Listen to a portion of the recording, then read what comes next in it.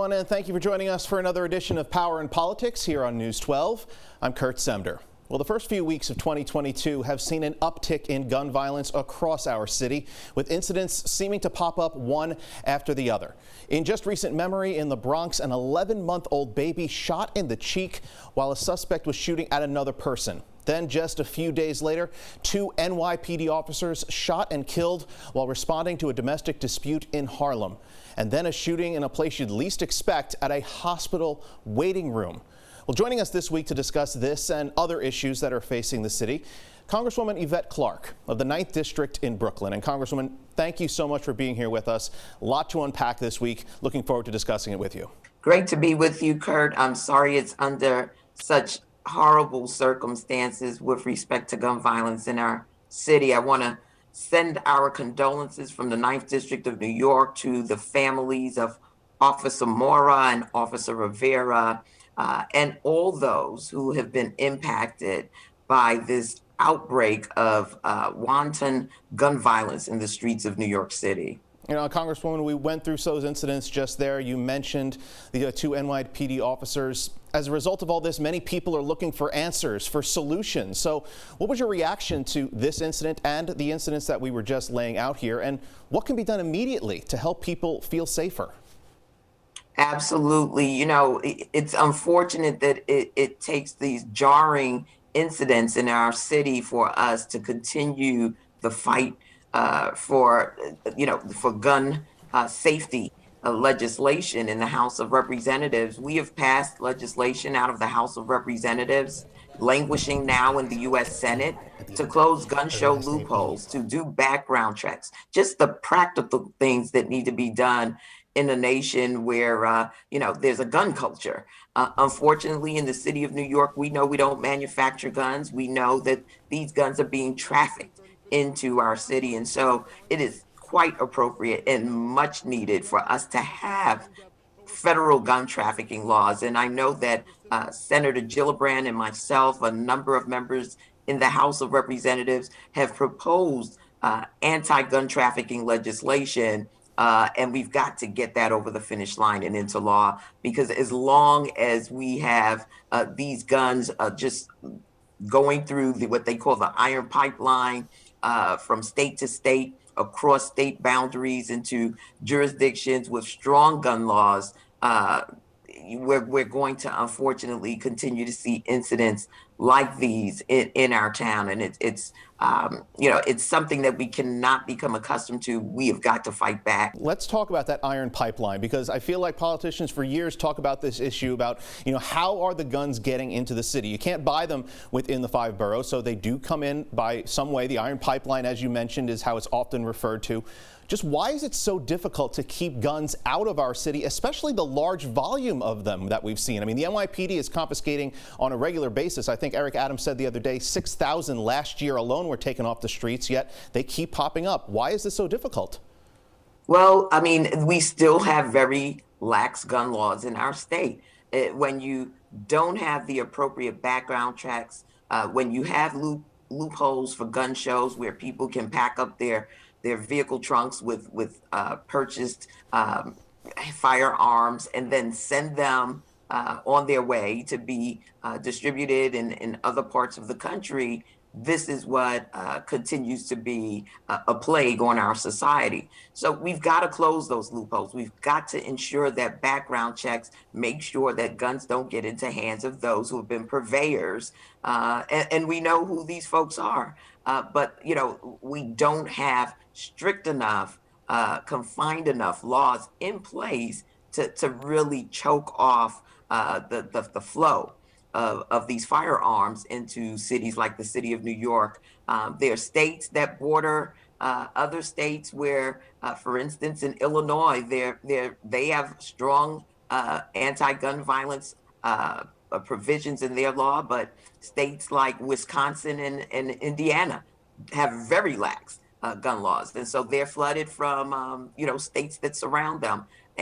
That's the Midwest. We know that many of the guns that we find here in New York City are coming from southern states, I-95, the Iron Corridor. we've got to do everything we can to establish cooperation with our colleagues across this nation. Congresswoman, this is an issue that's not going to go away, and that also can be said about the battle to strengthen voting rights. It's something that has really kind of hit a wall in D.C. The John Lewis Voting Rights Act, the For the People Act, all stalled in the Senate. You've been one of many representatives outspoken about the need for this legislation. Why is it so necessary, and are you frustrated with how this process has played out? It is so necessary. I think that the 2020 election and the fallout from that election has proven to everyone just how fragile our democracy is. And at the heart of that, the major building block to a strong democracy is a free and fair election and the right to vote.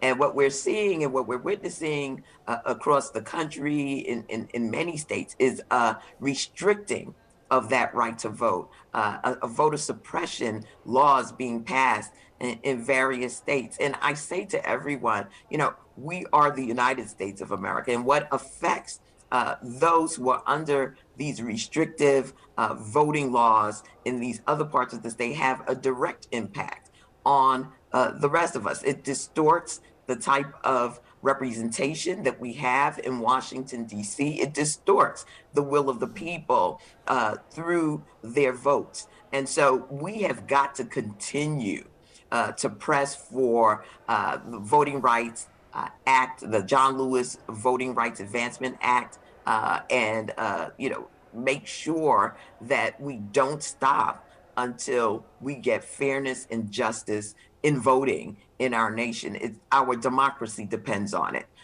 Without the unfettered, fair, and free elections within our country, we're heading down a very troubled road. And that's a road that can be treacherous for so many Americans, in that you can have authoritarianism raise its ugly head to usurp the will of the people. And the will of the people is the democracy that we all cherish. And at the heart of that, our voting rights. We've talked about gun violence, we've talked about voting rights, but there's so much going on here, so much work that needs to be done. I'm curious now for 2022, where is your focus going to be? How do you plan to spend most of your time and effort for the people of your district?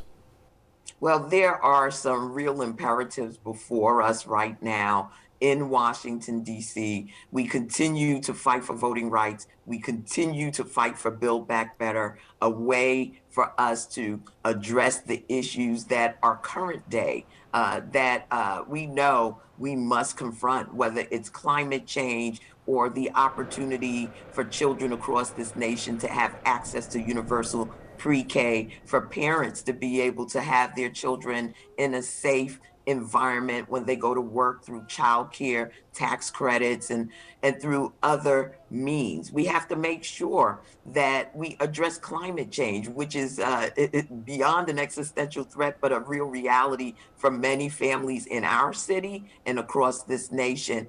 Comprehensive immigration reform. We know that we have many immigrants who have been waiting patiently for us to wrap our brains around the fact that they have been adding value to our society, yet don't have a pathway to citizenship. These are all very important issues. And number one for me in the midst of all of this is affordable housing. We know that in a city like New York, housing has almost become a luxury, literally. And for those who are working class, aspiring to the working class, middle class, being able to maintain stable, affordable housing has become very elusive. And so I have a bill in Washington that we're introducing, the Affordable Housing and Area Median Income Fairness Act, which will really be a game changer in terms of how we set the formulas and the statistical data around what affordable housing really means in a town like the city of New York. That's critical. So there's not I think, a facet of our lives that this pandemic has not laid bare that needs to be addressed that needs to be where we need to make progress. And I'm in Washington, D.C. to make sure that we push for that progress, that we continue and that we don't get frustrated, but that we get active and we stay engaged and we don't stop until we are victorious. Representative, what is it now, 15, 16 years in Congress for you, I think, at this point?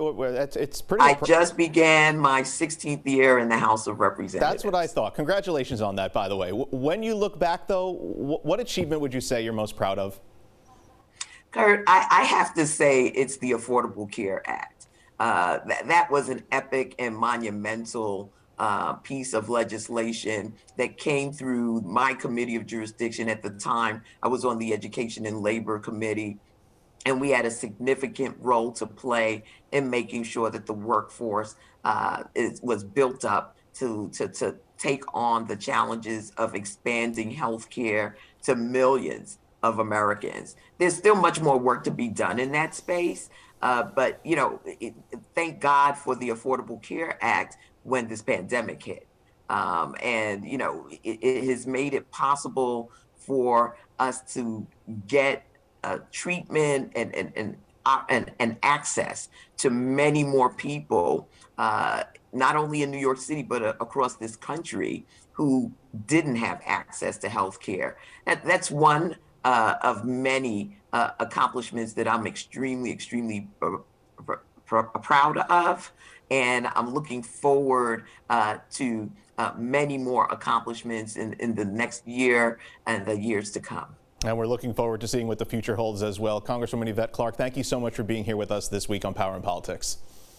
Thank you for having me, Kurt. All right, everybody, coming up, there are lots of plans for the city in this new year, but where's the money going to come from? I'll discuss it with new City Comptroller Brad Lander when Power and Politics rolls on.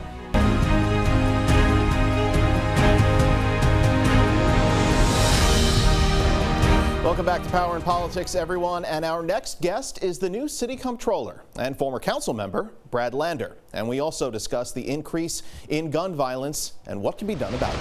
This is a really anxious time in the city. We've already been to more vigils and funerals than, we would ever want to go to. And, I've got a 22-year-old, so reading that letter from Officer Jason Rivera, it was like a beautiful letter about serving the city, and to have his life taken in that brutal way is really hard. So I totally understand and feel myself why people are anxious at this moment. That said, we don't make good public policy out of fear and anxiety. In a prior generation, we ramped up 3 strikes laws, the Rockefeller drug laws, discriminatory stop and frisk, and that anti-crime unit. And the result was an era of mass incarceration that put so many Black and brown young men in prison. So we have to invest in evidence-based, proven strategies that keep our communities safe, get guns off the street, but don't go back to that era of mass incarceration. So we did a survey with the City University of New York asking people, what will make you feel safe in your neighborhood? And the top 4 things were supportive housing and affordable housing, so people aren't homeless and on the streets or in the subway, mental health care to those who need it, programs for reducing the number of guns on the street, and jobs for youth. All of those were ahead of more police. So what I'm going to be looking at as we prepare the city budget this year and rise to meet this crisis is, are we doing that? Are we providing supportive housing? Are we providing the mental health care? Are we investing in those violence interrupter programs that have led to more than 75% reductions in shooting in their neighborhood, but are still less than 0.02% of the NYPD budget? So that's where I want to see us focus in our resources. You mentioned there, of those 4 points, the one that just jumped out at me was the jobs for young people, something that Mayor Adams mentioned in his blueprint this past week. He also laid out a lot of plans here. Will you be keeping an eye on how these plans are enacted and how they plan on putting these into place? Absolutely. And you're right to focus on implementation. Look, there's some of the plans like increasing the violence interrupter funds and like dramatically expanding our summer youth program, where I really agree with the mayor. There are some like bringing back that anti-crime unit, which was responsible for 30% of the killing of civilians, even though it was only 5% of the police force, where I disagree. But it also is critical to look at implementation. And one example of that is just this week, my office put out an audit of the NYPD's efforts at civilianization. It had actually been completed during the prior Comptroller Scott Stringer's administration, but we finalized it and released it this week. The NYPD had set their own goal of civilianizing 415 positions. The idea there being that we don't want uniformed officers doing administrative work or sitting at a desk. So if we can hire civilians for those jobs, we save money and make more effective use of our public safety resources. So that was the NYPD's own goal, but they did not achieve it. They were both 2 years late and didn't hit the target, and didn't provide good information or tracking to even know what was going on. So you've got to implement the goals you have as well. Now, I'll say in this case, the same day we released that audit, the mayor actually reached out to me and said, that's a great audit of the civilianization effort. There are problems there. Part of my plan is going to be to make sure we fix those problems and move forward here. A lot of people were very concerned and still are with the eviction moratorium that has passed. And now, a lot of people are dealing with either being evicted or the threat of being evicted from where they live due to a lot of past rent due from the pandemic. You've been an advocate for just cause eviction protections. What is the current state of evictions here in New York City here as we're about a week or so out of the moratorium? Yes. So, I did think that moratorium that should be extended. I still think it should. We're in the middle of a winter. There are actually some cities, that don't allow any winter evictions, that just say, if you're a landlord who's going to be evicting a tenant, you can't do it in the wintertime. That's not such a crazy idea that we just wouldn't kick people out of their homes in the dead of winter.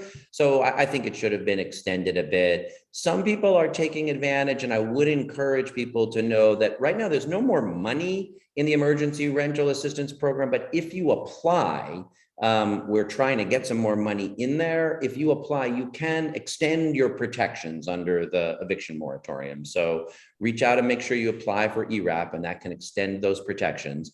Can you share with us some of your plans for 2022, maybe some audits, some issues, whatever you plan to look into in the months and now year ahead? Absolutely. So job one is making sure we have an inclusive recovery, through the rest of and from the COVID crisis. And we have to look at how we're spending the federal $22 billion that we got for COVID. Some of that, of course, is for testing and vaccines, but some of that is to help our small businesses get open again and keep our schools safe and support our kids' social and emotional and academic needs for the rest of this school year and beyond. So job one here on that front is going to be to make sure we're looking at that federal COVID funding and making sure it's being spent wisely, especially in our public schools, but also in helping our economy get open in a way that's more fair and inclusive. The pandemic shines such a spotlight on how unequal the city is. Our response has to address those inequities and make sure there's small business opportunities, good jobs, affordable housing in the hardest hit communities, which were, of course, mostly communities of color. I talked about making government work better and fixing that contracts problem.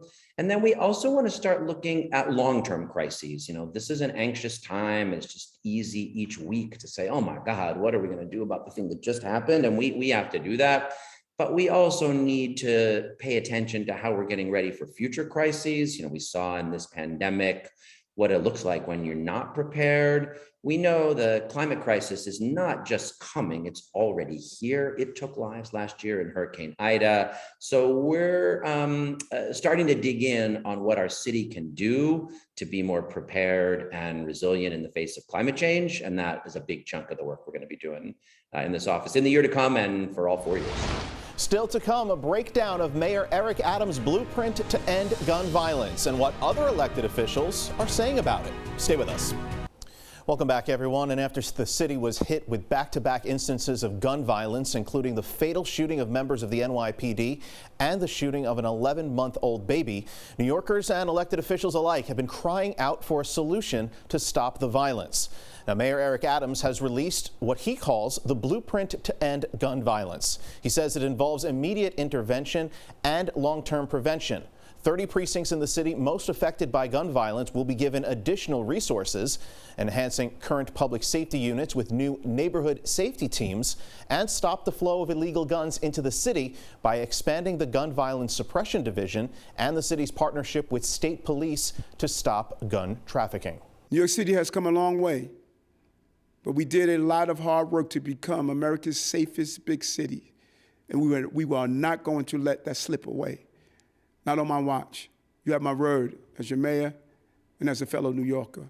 Now, the reactions to the plan on social media ranged from praise to concern. Governor Kathy Hochul tweeting out, "Too many lives have been lost, too many live in fear," saying they have a moral obligation to confront gun violence epidemic, and they're glad to have a public safety partner in Mayor Adams. Now, Public Advocate Jamadi Williams started by saying he was okay with a lot of these things, including integrating crisis management system, investing in youth jobs and programs, and stopping the flow of guns into the community, saying that that is essential. However, he did say he had some concerns, including facial ID systems and weakening criminal justice reform, saying they need to learn the lessons of the past. State Senator Jabari Brisport of Brooklyn, meanwhile, big problem, saying Albany has changed dramatically since the mayor's time as state senator, saying we will not be moving backwards on bail reform or on raise the age. So we will continue to keep track on how that progresses in Albany as it relates to the mayor's plan.